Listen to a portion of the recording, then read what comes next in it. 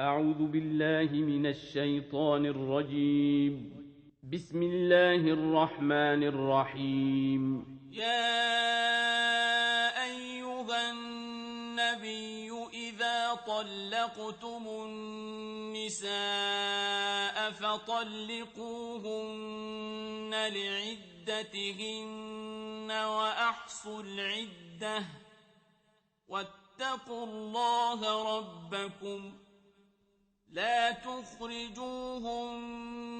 من بيوتهن ولا يخرجن إلا أن يأتين بفاحشة مبينة وتلك حدود الله ومن يتعد حدود الله فقد ظلم نفسه لا تدري لعل الله يحدث بعد ذلك أمرا فإذا بلغن أجلهن فأمسكوهن بمعروف أو فارقوهن بمعروف وأشهدوا ذوي عدل منكم وأقيموا الشهادة لله ذلكم يوعظ به من كان يؤمن بالله واليوم الآخر ومن يتق الله يجعل له مخرجا ويرزقه من حيث لا يحتسب ومن يتوكل على الله فهو حسبه إن الله بالغ أمره قد جعل الله لكل شيء قدرا واللائي يئسن من المحيض من نسائكم إن ارتبتم فعدتهن 3 أشهر واللائي لم يحضن وأولاة الأحمال أجلهن أن يضعن حملهن ومن يتق الله يجعل له من أمره يسرا ذلك أمر الله أنزله إليكم ومن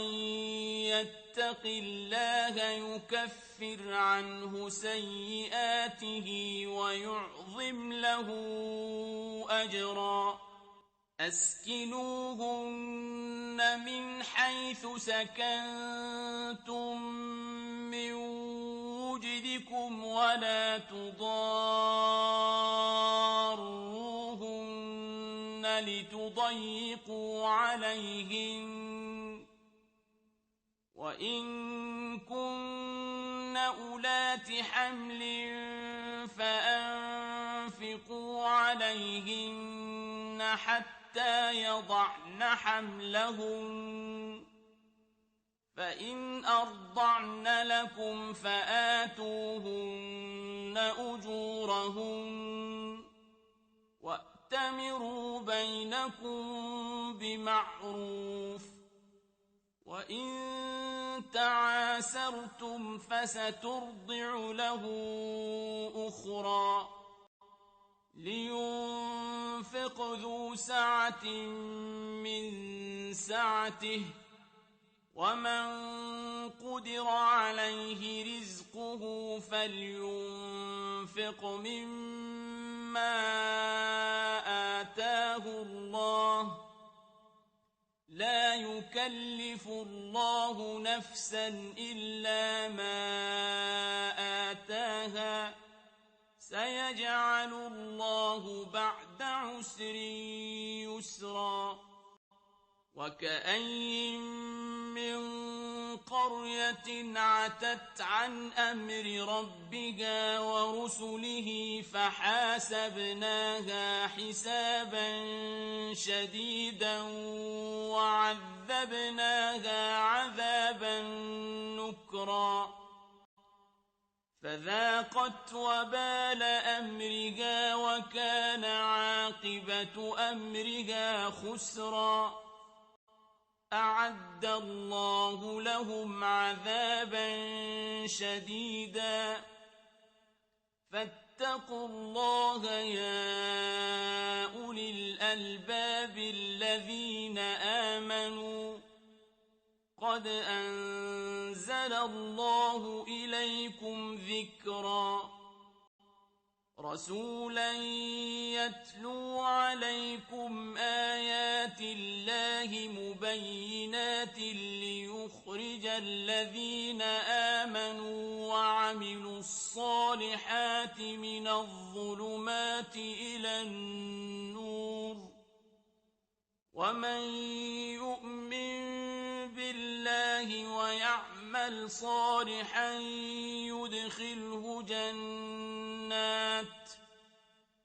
يدخله جنات تجري من تحتها الأنهار خالدين فيها أبدا قد أحسن الله له رزقا الله الذي خلق 7 سماوات ومن الأرض مثلهن يتنزل الأمر